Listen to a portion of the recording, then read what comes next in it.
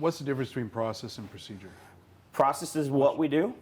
Procedures are how we do it. So process is you get a lead, you follow up on the lead, you go to the appointment, you make an offer, you get a contract. That's process.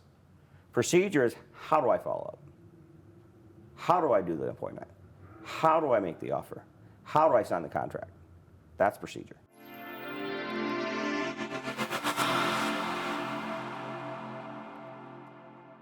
Welcome back to Real Investing, where we talk about real investing for the everyday investor. Tim Harridge, back at you with...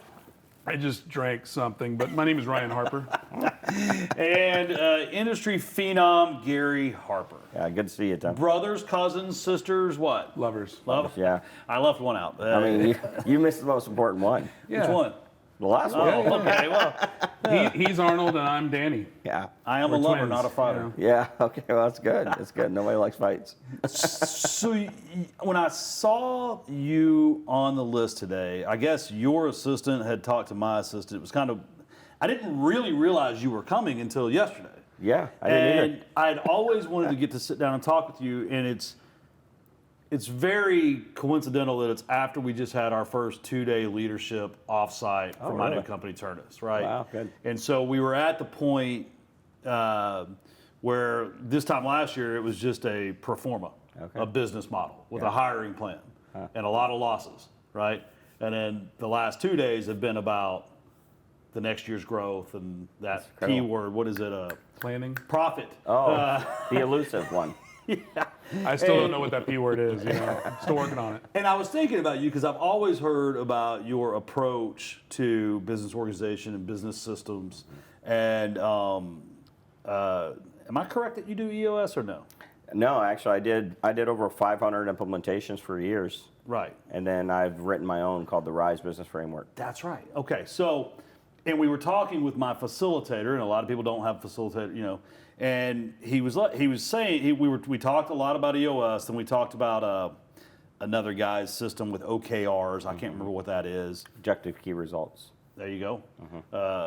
I just know that we're supposed to have OKRs next quarter. Yeah, 90-day rocks, commitments, goals. They're all the terminology is different, so everybody can sell a system. But at the end of the day, they're 90-day commitments is what they are. So when I think about the importance of this episode coming out in fourth quarter, as a 20-something-year entrepreneur that flies by the seat of the pants often, far too often, I just thought how cool that we get to tell people, because no matter how big your business is, you can have goals, you can have plans, you can have objectives, you can have rocks, but if you're not really working towards achieving them, you'll be exactly where you are this time next year, or this time this year, next year. Yeah, or you spark a little bit of opportunity with luck, and you end up falling flat on your face because you have no structure or organization. So I've seen both. I've seen people really just never go anywhere. They become a single point of failure in their own business because they don't have, it's rough. Or the opposite happens where the market excels them, their product excels, and they're not ready for it. And so they fall flat on their face. So not planning properly can lead you in a really ugly place. Because like right now at Ternus, I think this year so far our best month's been right at 30 loans. Yeah. And we're planning to be over 100 a month in Q1, and we were looking at everything as run rate. I'm not trying to get free consulting. By this time next year, it's the best way to educate, though. This time next year, we plan to be on a run rate that is over 200 a month. Okay. And kind of when we look at that, that basically means we would close. The target is 1,700 loans next year. I think we could hit 2025. It would be really cool to do 2025 and 2025. Yeah. And like 340 million. And the facilitator took a step back and said, "You realize that would make you a top 10 lender in the nation in your second year?" And then you're just kind of like, "Okay, we got that big hairy goal." Yeah. Like in 2 years. Yeah. Or 1 year. So what's your cash conversion cycle? So there's two products that determine that. Okay. On our table funded third party loans, the long term 30-year type loans, typically from lead to revenue, you're looking at about 65 days. That's good. On the balance sheet product where we're loaning our own cash, it's a lot quicker. I mean, so for instance, we got a lead from last night's real estate event that we did here in Dallas that closes this Friday. And so we'll capture the first piece of revenue on that we do treat as earned revenue because it's origination fees and processing fees. But then we'll have a monthly recurring revenue for 6 months if it goes to term of the interest income. And then you'll have more fee revenue when it pays off. So several different points of recapturing the cash. Yeah. And then we can do things like loan sales and all that. So, Yeah. But it's a huge thing because, right now we're in a negative burn. And if you spend $1 today, when do you get it back? Right. And then for us, we look a lot at lifetime value of the customer. LTV, yeah. Because typically our customers, if you find the right ones in this high, they're going to come back every month. Yeah. And so then, you really have to look at that, focus on that. But then the crazy math and planning is what your head count got to look like if you actually do achieve a 50% reborrow rate. Yeah. Because that means if you do 100% 100 loans this month, Yep, because it's a compound effect. 3 months from now you could be doing 300 loans. Absolutely. But if you don't And new hire those business people, and the new business. If you don't hire the people to support that in December, by the time it happens in April, you have low customer service. You have low customer service. Now you can't achieve the reborrow rate, and you kind of self-cannibalize your own goals. You sure do. So your physical year begins in 3 weeks. Yeah. For 2025. It began today because we started we started paying for the hiring postings because. I mean, but your revenue. Oh, yeah. You're going to start generating your revenue for 2025 in 2 weeks. Correct. Yeah, because your cash conversion cycle, your longest is 65 days. So we're going to be setting right around the end of this month when we actually have to kick off how we start capturing the money for next year. So the paid ads have about a 90-day cash conversion. Oh, okay, so you're well into it already. And we're launching paid ads this Friday. Okay. So we are well into 2025. And that was the hard thing that my leadership team had to hear on Monday. I said, this year's over. Yeah, it's over. It's over. There's, other than great customer service and running specials and giving away our revenue, there's not a lot we can do to change where we end up this year. Yeah. And that's why my third slide was a projection of this year's negative P&L. Okay. In my mind, we're going to lose X, and we may be able to do a little bit better than that at this point, but it's over. We're in 2025 already. Yeah, and so many businesses miss this, and they don't understand it, especially when creating a vision plan. And I think there's operating systems out there like the one mentioned a minute ago that doesn't take that consideration. There's no finance in that operating system. So when you don't have projections, you don't create a business pro forma that creates a budget, that creates a P&L, that gives you a variance report, you leave yourself in a really ugly place, especially when you go out and start hiring people. And so the pro forma should match up to that revenue growth that you're showing month over month to get to that annualized one-page goal, right? And then that performance should match out 100%. Because if you get to month March and you have not hit the revenue goal, you should not be adding the goals of hiring the people. And when you do that, you'll cannibalize all your profits and leave yourself in an ugly place. I had a client in real estate, and they were in upstate New York doing fix and flip. It was July of 2023, yeah. And I walked in and I said, hey, let's create this vision, right? We started way out there at BHAGO, worked it all the way into the 1 year. We get into the 1 year, and really what we did was we just went for the rest of the year. Instead of like trying to do it at the end of the year, this last 6 months, what are we gonna do this year, right? And we'll reset at the end of the year. So I said, how much have you already made? And he says, I've made about 400,000. I said, all right, so let's look at the rest of the year. How much do you project you're gonna make total this year with the 400? He said, about $1 million. I said, well, we're in July. You've got half of the year you left. You're 60% more of what you're projecting. You still got to do that. He said, yeah, I think I can do it. You know, with your coaching and things like that, I can get there. I said, perfect. Let's do a business performance. Let's start projecting this thing out. We started looking at it and found out, what's your cash conversion cycle? He's like, well, I don't know.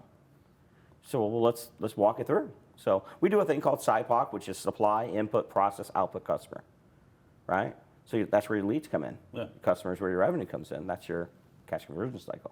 In the world of Six Sigma, that's how you map out a cash conversion cycle. Supply, input, process, output, customer.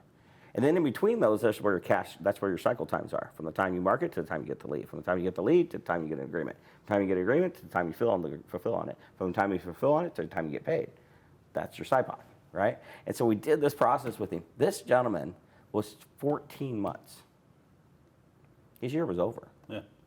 I'm like, what do you got in the pipeline that'll actually close at the back end of that cash conversion cycle that'll close this year? Like 300,000. Yeah. So we're setting about $700,000. If we would have allowed him to project $1 million, spend the money on the $1 million and expenses to produce $1 million, Out of business. he would have been out of business by the end of the year. And that's where other operating systems really miss the boat because they don't help you prep properly, especially in the beginning stages of a new entrepreneur. They don't have that knowledge.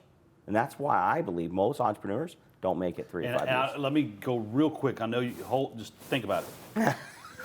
Same case. I was helping a customer up in New York, and he was saying he was going to flip X number of houses more. Okay.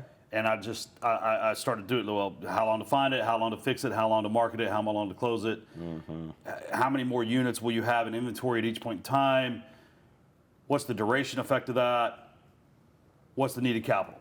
Yeah. And he was like 500,000 short of even being able to execute on that idea. That vision, sure.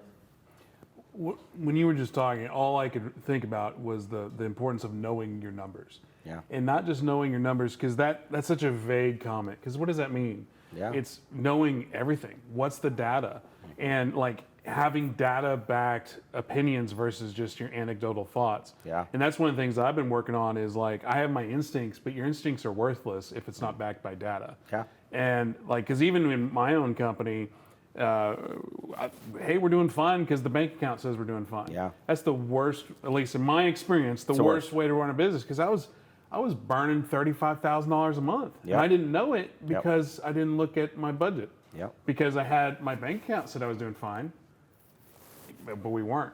So, but it's like knowing your numbers. But what I've been working on lately is, okay, I understand that client A pays this, and then my weekly burn is this. Am I client A? You can be. You pointed at me. There you go. Okay. Depending on how much you're willing to pay. But then it's like, okay, but how much time? Because we don't our cost of goods is time. Yeah. You know, obviously we have our capex on equipment and whatnot. Sure. But our cost of goods is time. Okay, but how much time is actually going into a project? And what I've learned is, one, I'm severely undercharging the market, and I have to learn by that. It's not like I'm going to renege on too much stuff, but it's like, okay, now I know how to price the next thing. But I would never know how to have those conversations if I didn't know the numbers and actually do that data. So another thing that we're implementing is in our company in the last 2 weeks is an app called Clockify, where it's like every single minute you're working, not to micromanage you, but I want to know where your time is going per our client. So if we're working on a Tim Heritage project, cool. But which video of the Tim Heritage project? Is it a reel? Which reel? Is it long form? Is it long form? Or is it Corey Thompson? Is it Satoki Mining? Is it whoever? Where is your time going? Because if I've got a client who's paying us 10 grand a month, but it's costing us $15,000 a month to service that client, we're losing money and we're never going to be able to scale. We're never going to be able to grow. 100%. So all that to be said is the value of knowing your numbers. But to say know your numbers, you have to go deeper and deeper and deeper. And to your point, most people don't. It's like an onion. You just got to keep going deeper and deeper and deeper. Well, we have to make data-driven decisions. Exactly. Not emotion. Most visionaries have an emotional component. They make decisions based on emotion versus data. It's just how we are, as mainly visionaries are. And so we have to get the metrics around us to help us make data-driven decisions. There's 4 categories of KPIs. Most people, when I say KPI, what do you think of? What's the first thing? They all think lead generation, lead conversion, Right. sales process. Well, what do you think KPI stands for? Key performance. That's what everybody says, right? Key performance indicator. But the 4 types of KPIs that I created, and I've actually trademarked them now, is key purpose indicators are number 1. Every visionary, everybody ever starts a company starts it with a passion, a product that makes profits. But we're doing it for a purpose. There's a purpose behind it. And these BHAG goals have been created all these years, you know. Jim Collins talks about it, and Rockefeller talked about it, and things like that. I love those goals, but I don't love them when they're not measurable, right? And so I've created what we call the key purpose indicator. So Sharper, our purpose is to do a good work that supports God's work. Our indicator of that purpose is to give $2.6 million by 2026 to God's work. That's how we measure if we achieve that purpose. We had to do enough good work to make it to give. And so that purpose then kicks off the rest of the organizational numbers. Because now you have to build what we call key profit indicators. That's where you create the business pro forma, and that pro forma creates the budget creates a P&L, and the P&L drives a variance report to protect the profits of the organization. Does that make sense? Mm-hmm. Those profit indicators then drive you down to your performance. What is my performance weekly? What do I have to do every week in order to make enough profits in order to fulfill my purpose? Right? So 2.6 gets me down to 26 million. And then I have to do 300 plus clients a year to get that, right? And then I can drive down into my daily number, which is my key process indicator. My key process indicator are the daily tactical things I have to do every single day. Like how many people do we talk to? How many offers do we make? How many appointments do we go on? And what's the performance? How many contracts do we get? What's my average profit per deal? That's the profit numbers, right? And the profit numbers gets me back to my purpose. So we always start with the top and build down, and then we measure up daily. And measuring that daily number, that process indicator, is the most important number in the business because it protects the purpose. And the process is what drives the performance. It does. And if the performance hits, the profits will hit. Right. The profits hit, the purpose hit. Right. I was staring at you so intently because I was trying to memorize that. I love that. And even though I have this on video. Yeah, I was going to say, it is being recorded, Tim. But practical application. It is. In my meeting with my wife this morning about one of our portfolio companies, I love you, honey. I'm going to make you watch this. She kept talking about this one company. Time out. Can you really make Jennifer do anything? No, I'm going to beg you to. There you go. We were talking about this one company kind of always ends up 30 grand short. Mm-hmm. Not 30 grand short. Like we're spending 30 grand more than we kind of brought in typically. And Short of your goal. And I just told her, I said, look, it's because you've gotten so emotional about these certain properties that you won't let me sell them. And I keep telling you they're negative cash flows. So if we're not going to go find a significant amount of revenue that's coming in monthly to offset that, there is no mathematical way that will stop. And if we decide that that's like a savings account and we love that asset long term and it's an unrealized loss because there's an unrealized gain or there's a realized loss because there's an unrealized gain coming, fine. But we can't be mad about that. We're signing up for that, right? Yeah. And then you talk about it all the time, something Gary just said, and I really would love to drive this conversation in that direction. Not until you got out of your bubble and kind of started getting involved in city councils and your MBA program and all that, executive MBA program. Thank you. And all that, did you start realizing that real estate investors we all think we're special, but we're not. We're running a business, and oftentimes we do not enjoy it because we're not running it like a business. We're running it as a hobby, or really, it's really emotionally driven intuition that makes us make decisions that aren't based on data at all.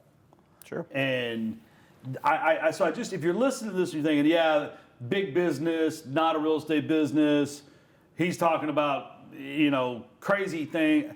I'm just telling you, this applies whether you are a wholesaler, you mow lawns, you're a plumber, or you're a lender. Like any business, this stuff is the foundation to success. Fundamentals of quality is where it comes down to. It's the foundational fundamentals of a business. Well, and to that point, because this is primarily a real investing thing, like I would like to spend 30 seconds of like, what are some key performance and indicators that you could do? How many properties are you looking at? How many key process indicator. That is a process. Right, but whatever the terminology. Good job, Tim. You're welcome. But it's like, how many doors did you knock? How many phone calls did you make? Yes, how many every day. offers did you make? How many comps did you pull? How many emails, et cetera, et cetera, et cetera. Yeah. It's just so many people like, what do I do? What do I do? What do I do? It's like, well, instead of what do I do, what have you done? I'll give you real world example of a report that, Ternus is only a 9-month-old company. A report that we started generating. I asked for it in September and I demanded it in October. And we get it, it's called the Daily Activity Report. And it shows how many new files went into the quote stage, how many new files went into application, how many into processing, underwriting, clear to close, closed. That's a good idea. I'm going to steal that. Where's Paul? Where's Naomi? Because I'm not making a joke, because I've been trying to figure out, one of my biggest problems with ever working with you, Gary, is that the 90-day thing, the rocks. It's like, we film videos, we edit videos. Like what Well, 90 I Day finally Rock figured goes out, into Ron, somebody. what happened is we were moving to Salesforce, and I finally spent enough time into HubSpot to really understand that our current truth is a quote. 9 quotes equals a closed loan 21 days later. And if I can drive, if my VP of sales will drive to 9 quotes a day, that 21 days later, we will be closing at least 1 loan a day, right? And then it drives to operational load, and you start seeing kind of how that's trickling through the company.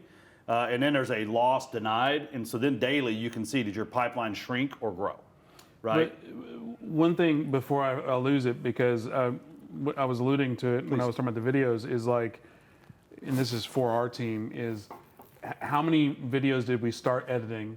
How many videos did we finish? How many videos did we review? How many videos we publish? Yeah, those and are I daily think, process indicators. And I think just like breaking it down like that on a daily basis, on a weekly basis, and again, back to your point, how many lawns did you mow? How many windows did you wash? It could be applied to anything. Well, that's why I tell people the 90-day goals are not the right ones.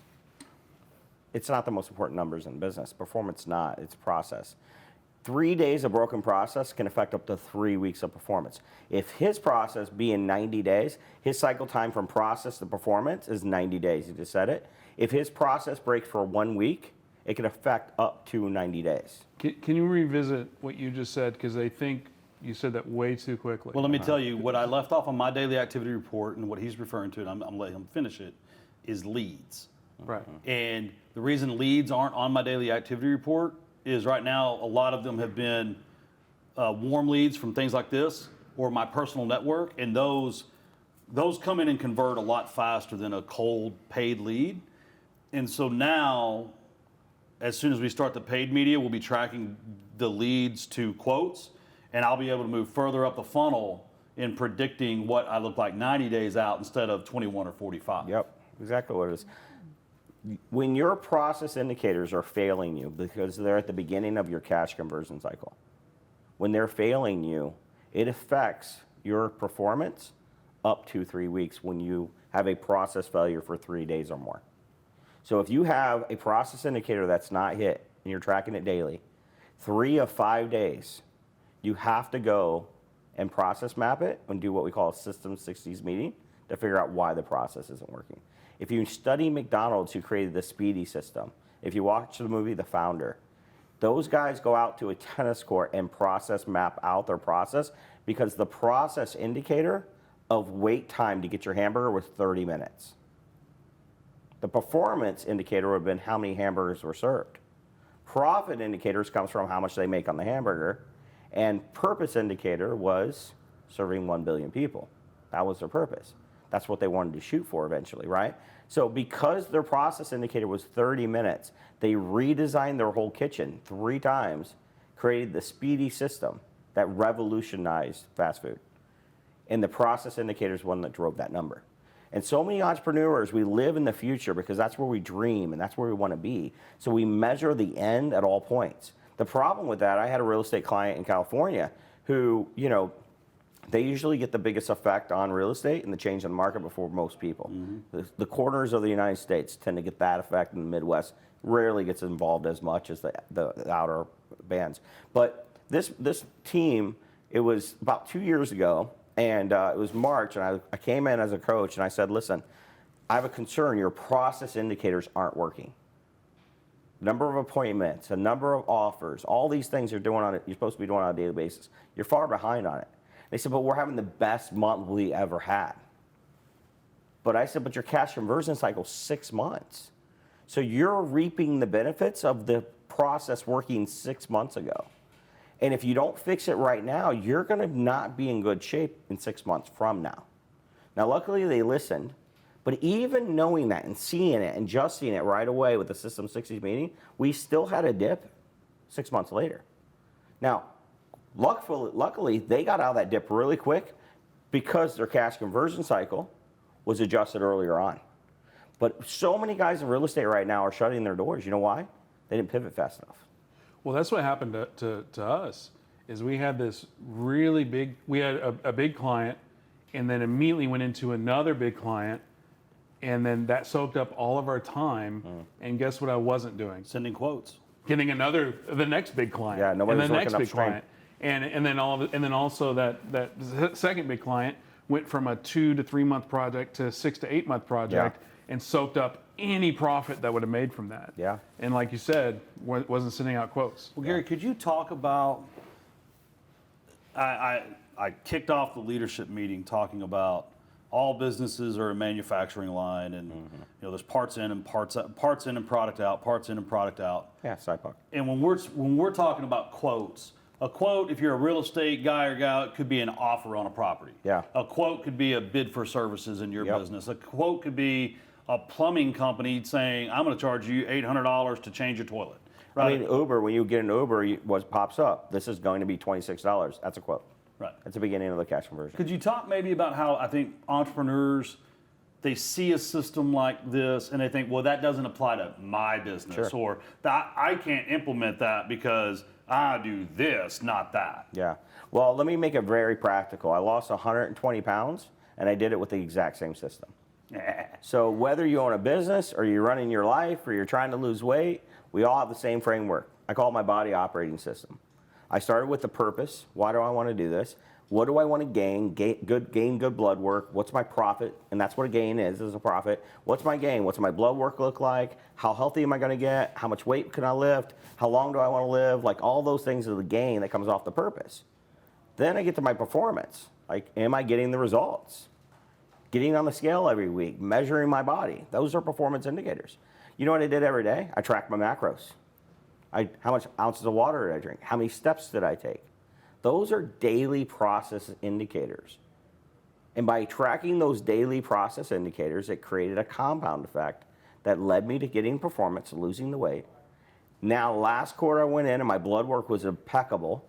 Like, I had fatty liver, I had high cholesterol, I had autoimmune, I had all insulin resistance, I had diabetic devices on my arm, 320 pounds. And I built down to the process, tracked the process daily, created accountability, started seeing a compound effect on performance, and then I gained my blood work back. And now, obviously, I'm trying to push to my life's purpose. And so this structure works in every aspect of our lives. Whether you're running a business or you're running your life, you add this type of accountability, and you make data-driven decisions. What's funny is, I was thinking about this earlier, because you can tell how excited Tim and I get to talk to somebody by how much we interrupt each other or how fast we talk. I love So it. I think this conversation's been pretty fun. It's been fun. It's kind of funny you brought up weight loss. I let myself get over 240 pounds earlier this year because I just Same. I dove all the way into the new startup, right? And I took my eye off of everything else. Sure. And at the boardroom mastermind last month, one of my quarterly commitments was I'm going to lose 20 pounds. Good. And when I got home, my wife's like, well, how are you going to do that? Someone else had asked it too. I said, oh, well, that's simple. What do you mean? I was like, well, it's 2 pounds a week. Yeah. It's 0.6 pounds a day. Yeah. It's like, it's just, and after 23 years of making business mistakes, that's just the way my brain thinks. Yeah. Right? It's just, You just bring it down into simplicity. and we're down 7 pounds, and I got 2 months left. Good And, job, man. You know, it's just, I love it. And then, you know, I know that group is going to, when I get there, they're going to, great, what about the next 20? Yeah. And, you know, that Yeah. would get me down to fighting weight that, Yeah, I get back into being young. So selfishly, I'd like to get back to the 90-day. Okay, let's do it. Well, again, because like I've been to a couple of your events, and Yeah. I've known you for at least 5 years now. Yeah. And that's one thing I've always struggled with is in a service-based business. How can I give Elias or Paul a Naomi a 90-day rock when, hey, this is their job? So what you have to do is you got to start with your 1 year. That's where everything builds off of, right? Because long-term visions, all it's for is driving inspiration. There's two types of vision, short-term and long-term. Long-term vision is to inspire, right? Short-term vision drives results. So we start with a 1 year, we create a plan. That plan then drives down to the 90 days. So based on what you're trying to achieve in the 1 year, you need to create commitments for your 90 days to try to get that done. okay? And that should align with your business performance. Now, why do we need that? We need that to carry down into how much volume they need in their daily process. That's going to get the performance. That's going to lead us to our commitment. So if you're trying to do, say, 10,000 videos this year, how many do you need to do this quarter? That's your 90-day commitment. You drive that down into how many you got to do a week. And then you drive it into what are the daily activities we have to do every single day to make sure we get that many videos recorded a week, to do that many a quarter to hit our annual goal and hit our profit. So and I think while you're thinking about that, too often, like I plan to do 1,007. When we did our annual plan, we broke it down.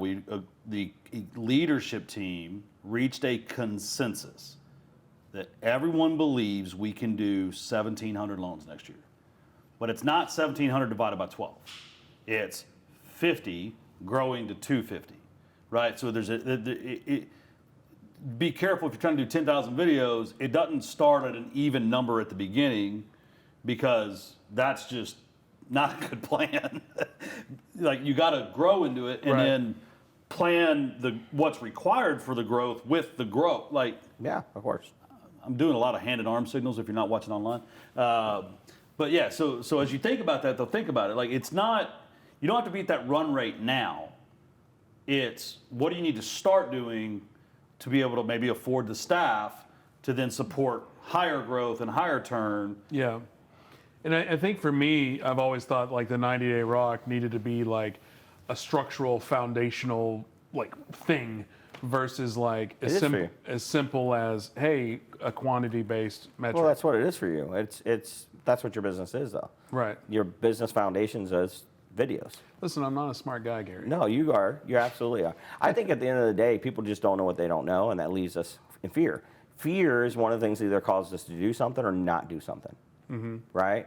And so we replace fear with knowledge and sustain it with faith. One thing that's fascinating about being at SMU, an executive MBA program, is like my bubble is the entrepreneurial bubble. And one of the things I respect about you, and I didn't realize it until we were just talking about it today, is I know you have a corporate background and now you're more in that entrepreneur world. Yeah. I had no clue that so many corporate people have no clue what entrepreneurism is. Sure. Like I learned this last week when we had a talk with family offices, and there were so many VP executive types from like 7-Eleven to whatever that didn't even know what a family office was. Yeah. And I'm like, what do you mean you don't know it? Because again, in our world, it's just, oh, they're a family office. I mean, I don't necessarily work with family office that much, but I'm adjacent. I'm aware of it. Yeah. And also another thing that popped up in one of those in one of the classes, because we were talking about pay disparity, what happens when you pay somebody here and you pay somebody here, but this person's outperforming that person. Everybody in the class was like, well, just pay them more. I'm like, with what money? Yeah. And it's just like, and again, it's just like when you have a class of people, not pejorative, but just a people that have never been in that, when it's not their money. Yeah. They're not tied to the risk of it. Yep. It's just a fascinating world where people, you have the entrepreneur world and then you have the corporate world, and so many people don't know the lessons. So I think the corporate world can learn a lot from entrepreneurs. And again, as we're talking with you, entrepreneurs can learn so much from the corporate world. And part of that great lesson is the reason corporate people don't have to worry about that is they have a finance department. They have a CFO, right? They have a CEO that is the coach and the leader of all these executive teams tying them together. And earlier you said something like, how do I? And I'm a huge believer in the real estate world, we call it a coach, but I guess it's more of a consultant. It's more of a accountability partner. I think it's the reason I brought in a facilitator, right? Like get someone that's done it or is a pro at it to guide you. Because I have a board presentation that comes out of that meeting. Yeah, you do. I've never really done a board presentation like that where I'm going to show $340 million in cash that flies out my window, right? This guy has. So he guided us towards building that, and now the next 2 weeks, my job is to distill it all down into a plan, not a proposal, right? That the board will sign off on as a promise that I then take back to the leadership team and say, guess what? We got exactly what we asked for. Yep. Now we have to perform. Are you the director of the board? I am not. I'm on the board. There's 5 of us on the board. My wife and I are 2 of them, so I got 1 vote, I think. Yeah, hopefully. Until she watches this. So, but you have a director of the board that then oversees the president, the CEO of the organization. And CEO of the organization, everybody always thinks in entrepreneurship that person is absent from the business. Like, that's the goal. Let's get there. I never want to be the visionary. I don't want to be CEO because that's a seat in the business. You work more on it than in it, but it's a seat in the business. And so what happens is you have to have the strategic, that's what they'll call strategy sessions, strategic meetings, 4 types of meetings in every business. Strategy meeting to create the plan that then delivers back to your board. And then the board has to approve it or doesn't approve it, right? As the owner of my businesses, I have a board meeting every quarter after their strategic meeting. They share the vision with me, what they want to do, how they're planning to do it. They cut a check for me for the last quarter, and I approve it or don't approve it. And if a visionary of an organization doesn't do a good job in the 12 months I have him in, I may replace him with another one, or I might step back in. Yeah, and so but part of that, though, I know Casey Smith works with you a lot, too. Yeah, I just Good saw friend yesterday. of mine. She's a great girl. I think people have to be willing to hire the person that they need to provide the services that they need before they need them. And I'm not in any way pitching I don't even know what you charge. I hear from everyone you're great at it. Thank you. But if you're out there listening, you don't know how to do these things, reading a book is oftentimes not enough. Like everybody, read Traction. Okay, great. Read the Bible. It doesn't mean that you're going to be not a sinner tomorrow. Right. But you need someone to help you put the framework in place. Yeah. And then if you had to have a call with me every Wednesday and we were going to discuss it on this podcast on how many quotes you sent out, and you sat here and said, we're sending 10 quotes this week, 2 per business day. On Tuesday, you're going to find a way to make sure that freaking number says 10. Yeah. But that works at all levels of the organization. Me with my board, my leadership team with me, them with their managers with their people. Yep. So getting someone to help you institute this, it doesn't have to be part of the long-term plan, but you'll never get started until you get started. So Gary said something earlier, and it's said all the time, but you don't know what you don't know. Mm-hmm. And one of the main reasons I wanted to go back to school is because I've been in this entrepreneur world, and also it's just like you learn after you get hit. And it's like, man, I'm tired of getting hit in the face and then incrementally getting better. As an entrepreneur, it's like your windshield is blacked out and you only have a rearview mirror. Right. And it's just like you get hit, you're like, well, I'm not going to do that again. So like I wanted to, one of my main motivations was the network. SMU has a very strong network in the North Texas area. Yeah. But 2 is like, understanding what a P&L is, understanding what an income statement is, understanding what all that stuff is. Cash flow report. The cash, all that financial accounting mumbo jumbo that I have a midterm on in 2 days. But it's just like you don't know about it if you don't have somebody teach you about it. Sure. Because the reality is, if I hire you to do a business and coaching, I want to learn how to make more money. And those lessons of like the financial statements, that's like, yeah, I'll get to that. But how do I make more sales? Yeah. And I think there's always a bias to that, but you still got to get that foundation. So that was one of the reasons I'm doing the Yeah, I mean, I think knowledge is one thing. I think way too many people nowadays pay teachers coaching prices. And I think it's a big mistake. Teaching comes from knowledge, coaching comes from experience, right? Huge difference. And so we, as an entrepreneurial world, have to stop paying teachers coaching prices. And you pay coaching prices, right? It's a lot more money. But coaching, he said earlier, you were explaining about your strategic meeting you just had. The guy's been there before. Yeah. That's not something he read in a book. He's done it. That's coaching. He's got 2 IPOs. That's my point, right? So like, you bring people in that have done it before or helped other people do it before. I've coached almost 4,000 businesses now in the last 9 years. We've done it before. I have 14 of my own, sold 8. Like we've done this before.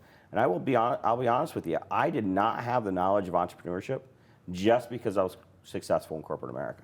I won Executive of the Year 8 out of 10 years. didn't have the knowledge to run an entrepreneurial business. It took me coming in, being very humbled, and realizing that the knowledge gained in the corporate wasn't the knowledge I needed at an entrepreneurial level. And then operating systems, like we talked about Traction. And Traction does a good job, but it leaves out some very important ingredients. It leaves out finance. It leaves out process. It has a 3-step process documenter, and that's about it. I have a background in Six Sigma with Jack Welch and GE Financial in 2011 or 1. Now, those components are very crucial to an operating system and building an entrepreneurial business. You cannot replicate yourself without documented process, procedures, and policies. And then understanding the difference. There's a process, which is what we do. There's a procedure, which is how we do it. And there's a policy, which is when we do it. And so many people don't document the process, lean it out before they document the procedure. And now they got all these employees out doing repetitive work that's got a lot of waste in it. And they don't scale properly. What's the difference between process and procedure? Process is what we do. Procedures are how we do it. So processes, you get a lead, you follow up on the lead, you go to the appointment, you make an offer, you get a contract. That's process. Procedure is, how do I follow up? How do I do the appointment? How do I make the offer? How do I sign the contract? That's procedure. I think that's a great reel. Well, and Gary and I kind of got a little too high level there talking about boards. Yeah. But if you don't have a board and you're a small entrepreneur, that's where a coach, I believe, comes in even more handy, because that coach can be your board of directors. And you don't have to give up, you can give up equity in your company for that. You can take on an investment. You can pay them. But no matter what, you have to have someone that you are accountable to. Sure. Every level of anything, even an entrepreneur or even a high net worth individual with a family office, there are rules. They can't just go buy a plane, right? Like, there are rules around it. And my partner, Charlie, said this to me. I was frustrated with the board one week.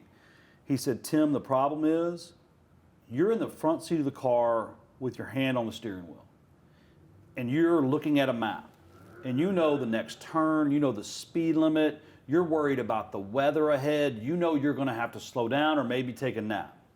We're not even in the car with you. You're calling us every week to tell us about your drive. And as a board, you're going to have to do a better job at telling us what you're going to need before it. So when you look at the map, don't just get in the car and drive and know you're going to stop at the next exit. Go ahead and let them know, we got to stop at the next exit. We just had a huge month. There's a massive fatigue in the organization. We need to dial back, redocument our procedures, go back and do a process review, update our SOPs, and then we can start our next sprint. You have to think like that in every phase of business. I think there's a huge lesson there. I don't have experience with boards, but what I'm hearing from you is, even though you're in the now and you want to talk about the now, your board is thinking 3 months from now. Well, no, they're trying to catch up. They weren't in the car with me. They're 3 months behind you. They weren't in the car with me. I told them what we planned to do, but they don't know I had to fire this person, or we hired 2 extra people, or we had a third-party lender not fun. So what are the conversations that they want to hear? I need to update them on our progress today and make sure I clearly explain the plan, the next part of the plan. But I can't tell the plan if they only see that we lost $200,000 last month, and I don't help them understand why, or why it was more than the variance report, why it was a little bit more, or what happened, or that I saw the lead volume coming in, so I went ahead and pulled the staffing plan forward, which had an impact on that month's P&L, but it's really because I actually think we're going to hit the 100 loan mark in January instead of March like the plan was. If you don't explain what all happened in the car, and you're only the vision, you kept talking about if you're only always talking about the vision and the vision, your partners, your investors, your board, they're not going to understand why things are changing, and what it does, it creates uncertainty. Yeah, it creates distrust. So, Distress. Yeah, strategy has to be created every quarter. It's driven by every meeting structure in organizations attached to a person and attached to a number. So you have a culture meeting. That's the responsibility of the visionary, the innovator of the organization. That key process or purpose indicators attached to that culture meeting. So is the person. Then you have a strategic meeting that happens every quarter. The key profit indicator drives a strategy meeting, and it's usually the business unit leader, the integrator, or operations director, or whatever you want to call it, that runs that meeting, okay? Because they're taking your strategy, creating the plan. Then it goes down into the managers of the organization who run all organizational weekly meeting. Right? We call it the RISE meeting. EOS calls it level 10. That's called an organizational meeting. That's where the performance indicator is. And the managers, they run that meeting. They drive the performance of the organization. Daily tactical meeting, like daily huddles and process and System 60s, those type of meetings are tactical meetings, and the process indicators attached to them, and the employees are a part of that. You see how the structure comes together? So you have 4 major positions in a company, 4 major meetings in a company, 4 major KPIs in a company. They all work together to create the right plan. Now, how a board comes in is every month you should be reviewing your strategy with your P&L in your variance reports, seeing if you're over or under, what adjustments you need to make in order to still hit your goals for the quarter, right? And if you are pivoting, you better let your board know, because they believe you're still driving to Orlando from here, and you may decide to stop at Charlotte. And they want to know why you're in Charlotte, why this costs more money, and why we're not going to hit our plan.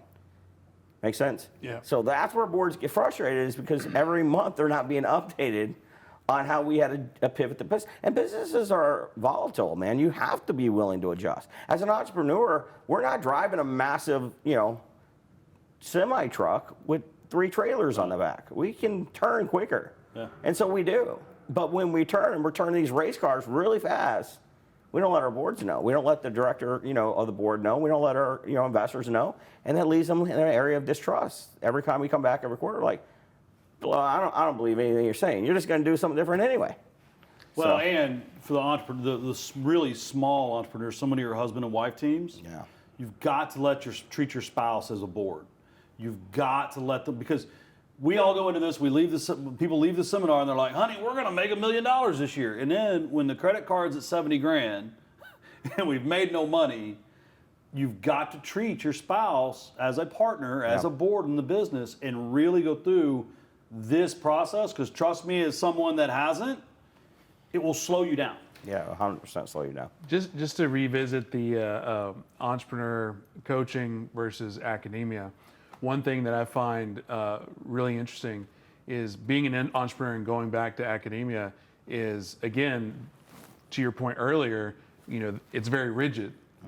They teach it, they don't do it. Yeah. And one thing that I appreciate about my position, being there as a business owner and just the experiences I have, is having the ability to, and we alluded to this earlier with Marcus, is like not live in the echo chamber.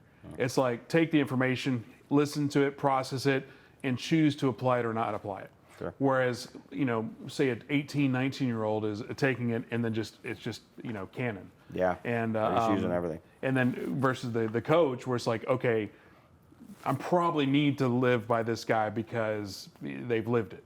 Yeah. You It's when. Coaching gives you discernment, right?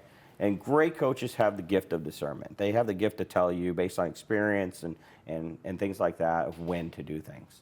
And so as an entrepreneur, especially get an MBA, I have plenty of clients that have MBAs, and they're like, bro, I learned more in your program than I learned in an MBA.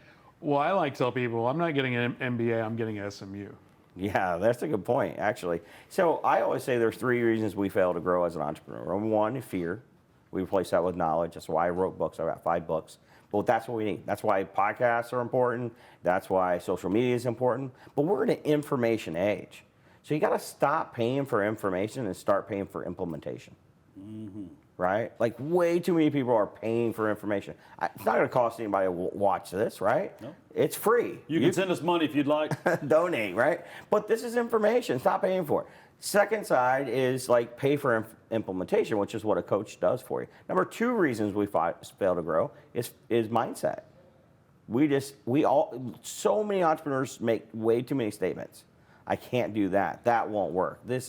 I failed at that before. And as entrepreneurs, our job is to make statements. Our job is to ask questions.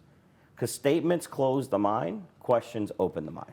To that point, I'll have to give credit to one of my guys, because he called me out maybe a week or 2 ago because I made the statement of like, why can't we do this?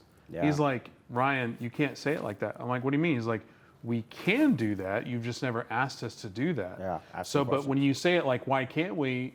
You're assuming that we can't do it. That. Yeah. Well, It's like before we he can gets very- to number 3, I've become a bit of a skeptic in my old age. Oftentimes, the other part of mindset that entrepreneurs really screw up on is overbelief in themselves, right? Like, if you have to look at 8 houses to get a contract, and you need 2 contracts to get a closing, and it takes 60 days, right? We'll just use that number. If it's the end of a month, and you were planning on closing 5 houses next month, and you've only written 2 contracts, stop lying to yourself. Like, be willing to look in the mirror and say, I'm missing something. The guy you talked about in California, I'm missing something. What am I missing? And a good coach can pull you out of that funk. So sometimes we talk bad about ourselves, but sometimes we talk too good about ourselves. Yeah. Sometimes we're like, oh, I can do this. I can find some overbelief. deals. And sometimes you just have to eat the frog, swallow that big nasty pill, and say, you know what? We are going to have a crappy month next month. What can I do to make it impact my profit a little bit less? And how do I get back on track? Yeah. And so I always tell people, instead of making statements like we're going to have a crappy month, asking the question, how can I do better? Because with employees, it doesn't affect us as much, but with employees, when we make statements, we close people down. System 60's meeting, where we ramp the process, is about asking questions. You're required to ask, why do we do this 7 times? Why? Because it forces people to answer the question. And when you make a statement, you close people's minds. When you ask a question, you open them up. And that creates innovation. And that's what we have to have. We have to have innovation. So I always tell people in a fun way, never make statements. What's number 3? Number 3 is connections. One of the biggest reasons we fail to scale is because we don't have the right connections to help us get to where we need to go. And those connections come in multiple different ways, whether it's money connections or information connections or coaching connections. What a coach can do for you in a really big way. We've worked with 4,000 clients. We know a lot of people. Yeah. A lot of people in the industry. We can make good connections. Coming to a close, wrapping up, I would like you to end on saying that implementation versus information one more time. Because I think that's such an impactful statement that more people should learn, especially in this age of guru-nomics, almost like the economics of guru-ness, where it's like, Before he closes that, please. yes, if you please, may. sorry. The other 2 things out of my offsite that I'd like to tell you about and then let you maybe opine on before you say that. One of the things that the facilitator wrote down was GSD, like get shit done. Yep. Because oftentimes we get so in our head about the planning and the future and the vision that we do start to lose that get shit done. And if we start losing that, then our people start getting their own excuses of why they can't do it. And so be careful that you're never take this too far to where you're not ingraining that get shit done mindset. The other thing he said, and it goes back to your key purpose indicator, he said the main thing is the main thing. And I can't get it out of my head, Gary. Like for 2 days, it's all I can hear bouncing around my visionary mind. But because he made me present why Ternus exists. That was part of the opening of the offsite. Good. And he kept saying, no, the main thing is the main thing. If the main thing is to be fast and transparent with our customers, stop talking about profit first. The main thing is the main thing. Like, we got to stay focused on that. And I think that's why you said the key purpose indicator exactly why. is always first. It's always first. That's what we build down from. And that keeps us coming back around, keeps us balanced, keeps us focused. Every time we have new big ideas, we have to filter it through. Does it help us achieve our purpose indicator? If it doesn't, we shouldn't do it, because that's the main thing. At the end of the day, that's all that matters, right? And so we did have one final of the 4 that keeps us from scale. Number 1's fear. Number 2's mindset. Number 3's connections. The last is systems and processes, which is why I wrote the Rise Business Framework. You have to have a systems and process structure to scale properly. But I will tell you this. If you don't have the first 3, the 4th doesn't matter. Just doesn't matter. If you have fear, you're never going to do it anyway. If you have the wrong mindset, you're going to make statements, not ask questions, you're not going to grow. Number 3, if you don't have good connections, then you're going to lack resources. And if you don't have resources, you're going to lack in systems and processes. So you have to have them in those 3 orders or 4 orders, and you have to drive the business success with that, with the focus of the main thing. Do you have a 30-second elevator pitch on Sharper? Sharper Business Solutions goes in to help businesses scale properly to reach their 100%, which is their purpose, and do it efficiently. There you go. Now the thing you wanted to hear on the way out? I forgot. No, it was the implementation. I just think that's such a huge, impactful. Well, I mean, there's two things. One is stop paying teacher coaching prices. Number two is we have to focus on implementation, not information. Information's free. Implementation's hard to come by. And so if you're going to go out and find somebody, find someone who's going to help you implement it. We're one of the rarest consulting companies that have an in-the-business coach. We come out, we have an on-the-business coach, a strategy coach, but we have an in-the-business coach, a very strategic group of people that were COO level people in very big organizations that know how to run the business. So strategy coaches are one thing, but an organizational coach is a whole nother level of taking your company to coaching. So I have an on-the-business coach, myself, and then I have an in-the-business coaches that meet with our teams after your 2-day offsite every 2 weeks to help them adjust the in-the-business stuff. So they can help them format the vision, help them adjust the strategy, help them do those things and communicate back to their boards properly, or their owners or their wives or their spouses or whoever they need to communicate to. Because when we start to grow, complexity sets in. We have 4 more people we have to communicate with, 500% complexity growth in communication. So that person has to help you coordinate that communication properly. Plus, we have to keep the dynamics of the relationship between what I call the innovator and the leader of the organization. That has to be a very healthy relationship. So that in the business coach helps that adjustments happen. We also help teams run their weekly meetings and document their processes. We don't want to walk away and just say, all right, we're good, go do your thing, and come back in 90 days to find out how you did. We want to be on the journey to help you reach your level of success, and that's the difference between RISE and most of your operating systems out there and coaches. Well, it's time for us to have a talk about that, but not on the camera. Sounds good. Thank you for being here. It means Absolutely, the world Tim. to us. Great Thank you very to much. see you again. All right, Ryan, see you next appreciate time. it, buddy. Peace.